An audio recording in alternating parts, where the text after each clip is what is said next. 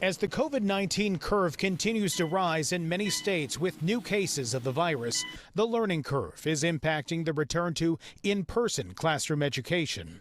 It's a question, do we have the resources we need to get school open in a way that's safe? This weekend, a Chicago Teachers Union survey of 4,800 of its members showed that 85% do not want to go back into schools without daily testing and temperature checks, and 40% don't want to go back until a vaccine is widely available.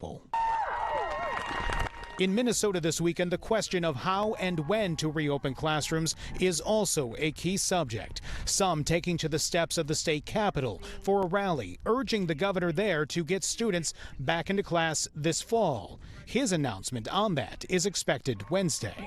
Meanwhile, at colleges and universities, there is another dilemma for more than 1 million international students in the United States on a visa. The Trump administration announced last week that students would need to attend in-person instruction, at least partially, in order to keep their student visas intact.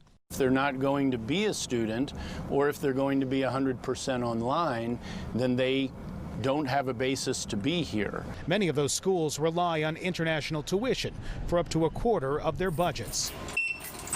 Students like Salvador Moratillo say they want to stay and keep going with their education, but also want to stay safe by not increasing exposure in a classroom setting.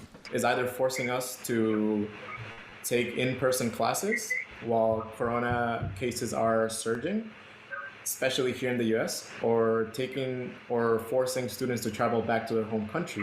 It is a question posed to Secretary of Education Betsy DeVos today, and one she says is another that should be a local choice. Kids need to be in school. They need to be learning. They need to be moving ahead, and we cannot be paralyzed and not allow that or not be intent on that happening. Walking a line between in-classroom instruction and public health in a pandemic.